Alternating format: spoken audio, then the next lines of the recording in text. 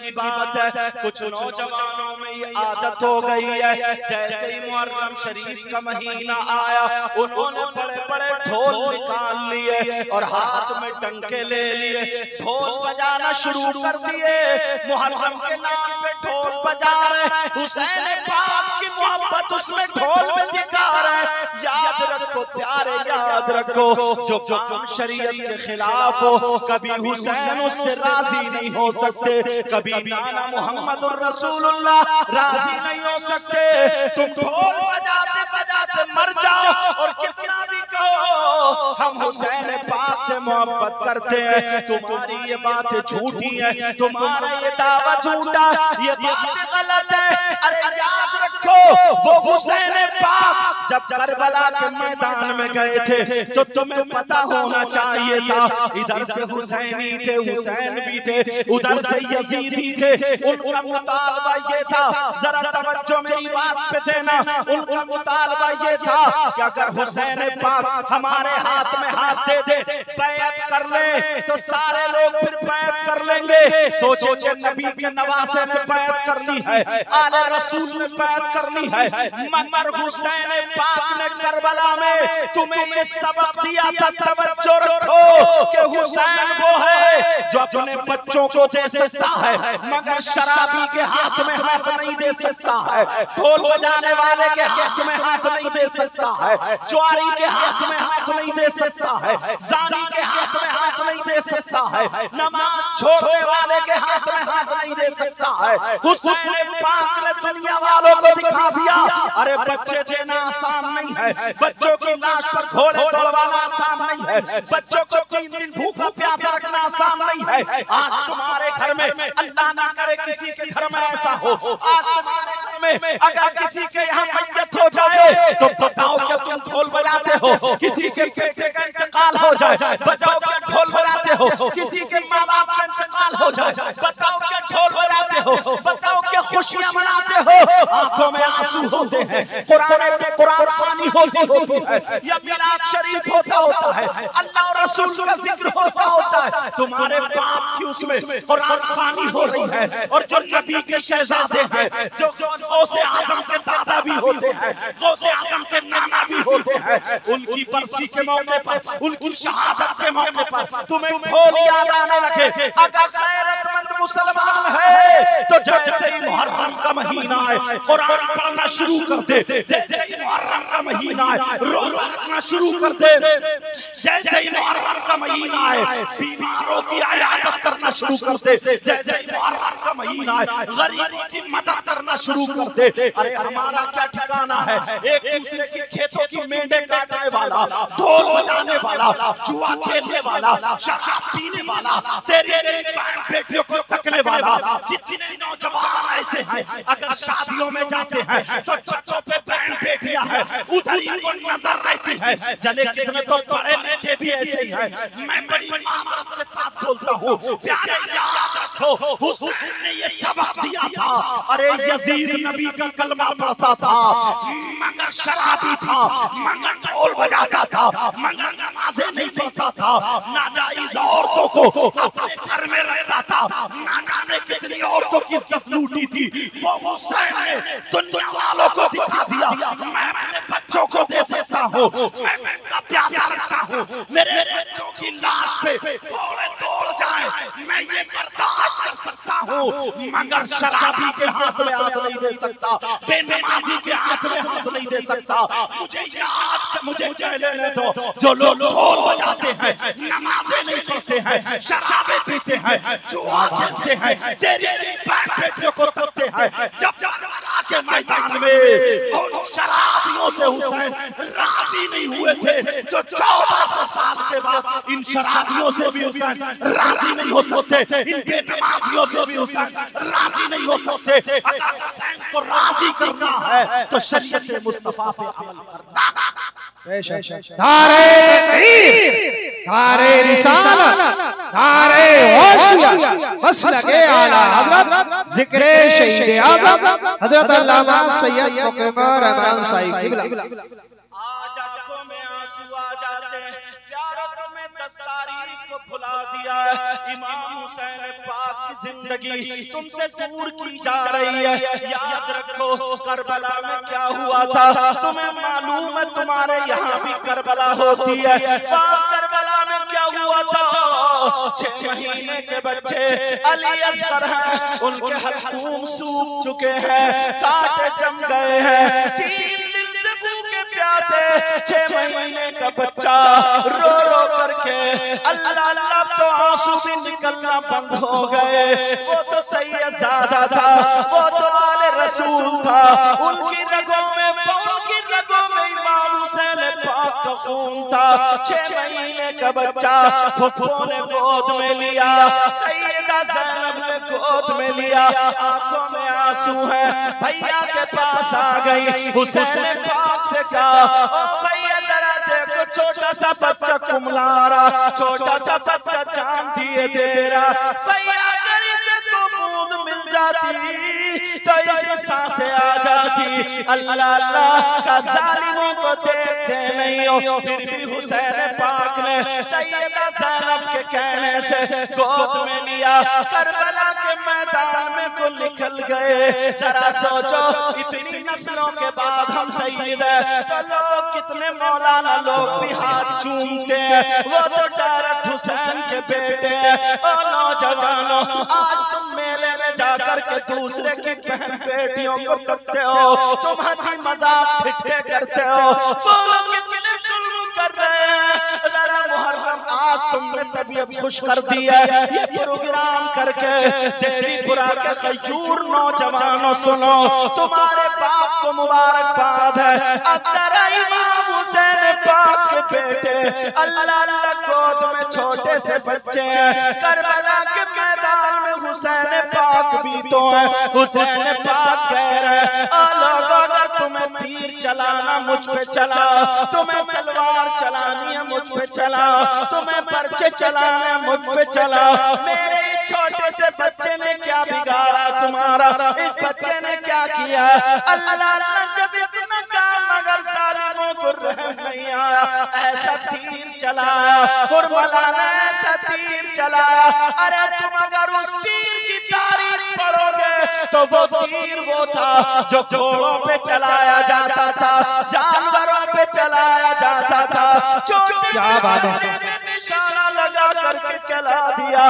जैसे ही वो तीर चलाया, हजरत अली असगर छोटे से 6 महीने के सैयदजादे उनके हल्कूम को चीरता हुआ गोद में ऐसे बच्चा होता, हजरत इमाम हुसैन के बाजू पे पैवस्त हो गया। वो बच्चा दुनिया से चला गया, रुखसत हो गया। अरे तुम्हें तुम्हारी तारीख भुला दी है, वहां न पेड़ न पौधा है। छोटे से बच्चे को करबला की मैदान, करबला की रेत पे लिटा दिया। धूल रेत उड़ रही है, हवा चल रही है, कभी छुप जाते हैं तो हवा के जरिए चेहरा खिल जाता। और तुम हो ढोल बजाने में तुम्हें लगा दिया, एक दूसरे की बहन बेटियों को तकने में लगा दिया। जरा देखो, छोटे छोटे बच्चे मोबाइल चलाने लगे, ये फिल्में देख रहे, ये नाच गाने देख रहे। एक मोबाइलों में जो वो औरतें, जो फाहिशा औरतें वो नाच रही हैं, छोटा सा बच्चा उनके गाने सुन रहा। अरे तेरे कलमा याद क्यों नहीं हुआ? तू हाफिज़ कुरान क्यों नहीं हुआ? तुझे नबी का नाम क्यों याद नहीं आया? ओ लोगों, इसीलिए। और मैं तो ये भी कहता हूँ, देवीपुरा के खयूर मुसलमानों, जरा अपने गिरबान में झांकना। कितने माँ बाप ऐसे हैं जिनकी जवान बेटियों पे मोबाइल है। मैं तुमसे पूछना चाहता हूँ, ओ मुसलमान, जरा बता, तुम्हारी बेटी पे मोबाइल क्यों है? किससे बात करने दिया है? जरा मुझे इतना बता दो। तुम्हारी बेटी के ट्रक चल रहे हैं, तुम्हारी बेटी की ट्रेनें चल रही हैं, तुम्हारी बेटी की बसें चल रही हैं, तुम्हारी बेटी के हवाई जहाज चल रहे हैं, तुम्हारी बेटी का कौन सा कारखाना? जवान बेटी को मोबाइल दे दिया। ओ अल्लाह के बंदो, अगर 3 रोटी खा रहा, 1.5 की अकल रखो। मैं बताता हूँ मोबाइलों से क्या हो रहा। आज चैटिंग हो रही है। अरे व्हाट्सएप चलाएगी तो कहाँ चलाएगी, फेसबुक चलाएगी तो कहाँ चलाएगी, यूट्यूब खोलेगी तो क्या देखेगी, कितनी गंदी गंदी बातों में उलझ चुके हैं। यही वजह देख लेना, तुम्हारे अगर देवीपुरा में किसी के घर शादी हो, 50 लड़कियों तो एक के भी बाल ढंग के नहीं होंगे, एक के भी दुपट्टा संभल के नहीं होगा। वो बड़ी बड़ी आस्तीनें, वो बुरे बुरे कपड़े, वो नाचने वाली औरतों के ठंडे लिए। मुझे बताओ, तुम तो मुसलमान हो, तुम्हें नबी की बेटी का तरीका क्यों नहीं आया, हुसैन पाक की माँ का तरीका क्यों नहीं आया? आप बेटियों को गुबाल दे दिया। तुम्हें अल्लाह और रसूल का वास्ता, अगर हमें माशरा सुधारना तो अपनी बेटियों से मोबाइल लेना, अगर देना तो इन्हें दीनी किताब देना है, अगर देना है तो इस्लामी किताब देना है। यही वजह है, मोबाइल में हमारी बेटी अगर देख रही है तो उसकी आस्तीन खत्म हो गई, उसका दुपट्टा उतर गया, उसके चलने का ढंग फिल्मों जैसा, उसके खाने का ढंग फिल्मों जैसा, उसके पहनने ओढ़ने का ढंग फिल्मों जैसा। अगर हमारी बेटी कुरान पढ़ती, हमारी बेटी हदीस पढ़ती, अगर हमारी बेटी के सीने में कुरान होता तो खुदा की कसम सैयदा फातिमा की जिंदगी पढ़ती तो हमारी बेटी, अगर खाती हमारी बेटी तो ढंग फातिमा का होता, सोती हमारी बेटी तो ढंग फातिमा का होता, चलती हमारी बेटी तो ढंग फातिमा का होता, उठती बैठती हमारी बेटी तो ढंग फातिमा का होता। यही बेटी अगर बाप के घर में होती तो बाप के लिए रहमत होती, शौहर के घर में होती तो शौहर के लिए नेमत होती, और जब माँ बनती तो इसके कदमों के नीचे जन्नत। नारे तकबीर, नारे रिसालत, नारे गौसिया, जिक्रे शहीद आज़म। वही मोबाइल पे छोटे छोटे बच्चों को नचकैया बना दिया, लफंगे हो गए, लफंगे। इनके बाल देखो तो जैसे गधा चल गया, गधा। सही बता रहा हूं मैं, चलने का ढंग, खाने का ढंग, ऐसे ऐसे गाने से। अम्मा भी दांत फाड़ रही है, मैंने भी दांत फाड़ रही है, कोई किसी को समझाता नहीं। अब इतनी हिम्मत नहीं रही, मगर प्यारो इमाम हुसैन पाक की जरा सुनना चाह रहे, उनके बेटे शहीद हो गए, करबला के मैदान में शहीद हुए, लेटे। तवज्जो रखना जरा, तुम सुनो बेटा, तवज्जो रखो। रहन दो, सही है, सही है। और अब सैयदा ज़ैनब आ जाती हैं, छोटे छोटे बच्चे हैं सैयदा ज़ैनब के दो, जिनका नाम औन मोहम्मद है। क्या नाम है बोलो? औन मोहम्मद नाम है। वो आती है, कहती है भैया भांजे, इमाम हुसैन पाक के भांजे थे। दोनों बच्चे कहते मामू मामा, हमारी कुर्बानी भी अगर कबूल हो जाती तो हमारा भी नाम आ जाता, हम भी कहते हम हुसैन पाक के भांजे। नहीं मेरे दिल के टुकड़ो, तुम मेरी बहन के बच्चे हो, तुम्हें कैसे इजाजत दे दूं? आंखों में आंसू आ गए, बहन तक रही है, कह रही है भैया अगर मेरे पास दौलत होती तो क्या करती, मालो सरवत होती तो क्या करती, मेरे पास तो यही बच्चों वाली दौलत है। कहा भैया मेरी इसी दौलत को इस्लाम की जड़ों में लगा दो। अल्लाह, दोनों बच्चों ने तलवारें ली, करबला के मैदान में आकर के शहीद हो गए। हजरत अब्बास के बाजू कट गए। अरे तुम्हें क्या पता, इमाम हुसैन पाक की अब जब बारी आती है, इमाम हुसैन पाक घोड़े पे सवार हुए, करबला के मैदान में को आगे जब चले, सैयदा सकीना ने घोड़े का पांव पकड़ लिया और कहने लगी है बजान आप मत जाओ, बजान वहां से भैया कासिम वापस ना आए। छोटा भैया हजरत अली असगर को भी जालिमों ने ना छोड़ा। वहां से फुप्पो के बच्चे और मोहम्मद भी वापस ना आए। भाई चचा अब्बास के बाजू काट दिए। अब बजान आप भी जा रहे हो? कहा बेटा हाँ, मैं तुम्हारे नाना से जो वादा किया था मैं वो वादा पूरा करने के लिए जा रहा हूँ। कहा बेटा सुनो बेटा सुनो, हम वो लोग हैं जो अपने आप को नहीं बल्कि दीन को बचाते हैं। इतने में सैयदा ज़ैनब आ गई और आकर के अपनी बेटी भतीजी को गले से लगा लिया। कहा मेरे लाल हमें सब्र करना है और नाना के दीन को बचाना। सैयदा ज़ैनब ने सकीना को ले लिया। जालिमों ने इमाम हुसैन पाक को भी शहीद कर दिया। और लोगों, मुहर्रम पे कूदने वालों, मुहर्रम पे नाचने वालों, आज इतनी खुराफातें हो रही हैं ढोल के साथ बेहुरमती करने वालों, जरा कान खोल करके सुन लो। इमाम हुसैन पाक जब शहीद होने को जख्म खा करके नीचे आ जाते हैं, वो जालिम यजीद खाली उसके हाथ में अब पर्चा नेज़ा है। मगर उस वक्त का ये मामला था, लोगों से पूछा जाता था अगर तुम्हारी कोई ख्वाहिश हो तो बताओ तुम्हारी आखिरी वक्त में क्या ख्वाहिश है। जब इतना कहा तो इमाम हुसैन पाक से भी पूछा बोलो तुम्हारी कोई ख्वाहिश है तो बोलो।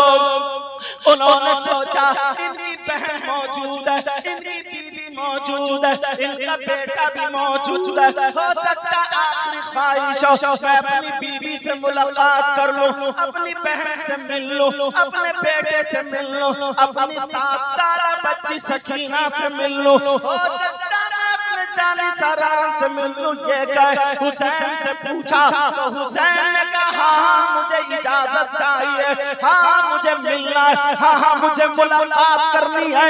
मगर यहाँ के गयूर मुसलमानों, हुसैन पाक ने करबला से जो पैगाम दिया था उस पैगाम पर जरा तवज्जो रखना।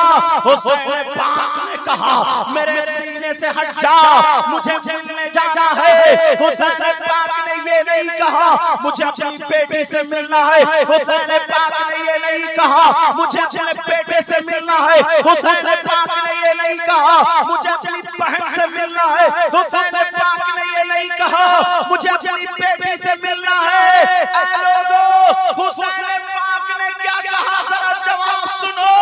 हुसैन पाक ने कहा जालिम यजीदियों मेरे सीने से हट जाओ, मुझे मिलना है किसी और से नहीं, मुझे अपने रब से मिलना है। हुसैन पाक सजदे में आ गए, लोगों ने शहीद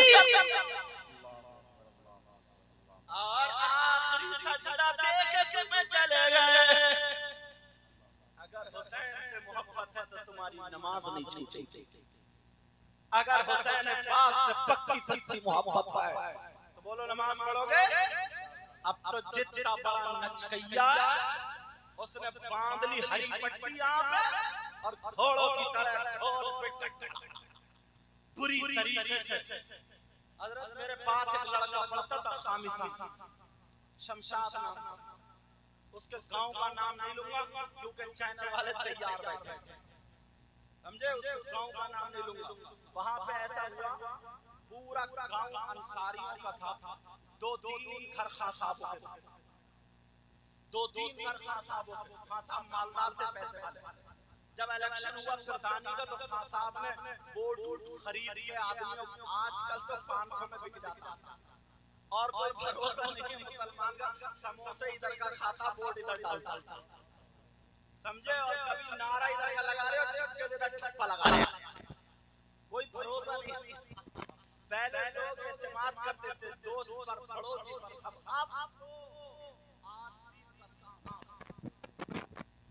अब भरोसा करने के काबिल। तो फिर हुआ ये कि ने रात में कई डाक खरीद लिया, बिक गए जितने अंसारी थे, और जैसे ही बिके फिर दान जीत गए। अब आ गया 2 महीने के बाद मुहर्रम, तो सब अंसारियों का ढोल अलग और वो खासाबों का ढोल अलग। अंसारी तो इतने थे कि वो पीटते रहते थे, खासाब एक दो घर वो कैसे पीटेंगे। सुबह को चर्चा होता था बैठक में, बोले यार खासाब का प्रधान जी का ढोल ठीक है बढ़िया, खासाब का ढोल ठीक है। अब उनकी नाक कट रही थी, अब खुद भी नहीं बजा सकते तो फिर क्या करें। उन्होंने प्रधान जी खासाब ने क्या करा, एक भंगी को तय कर लिया, 1100 रुपए में उस दौर में जब मैं जसपुर में पढ़ाता था, शमशाद था उसके गांव की बात, 1100 रुपए में और एक शराब की थैली। अब वो शराब पी के भंगी को क्या पता होगा कब इशा की अज़ान हो रही कब फजर की। जब वो शराब पी के डटता था तो सुबह तक बजाता था नशे में।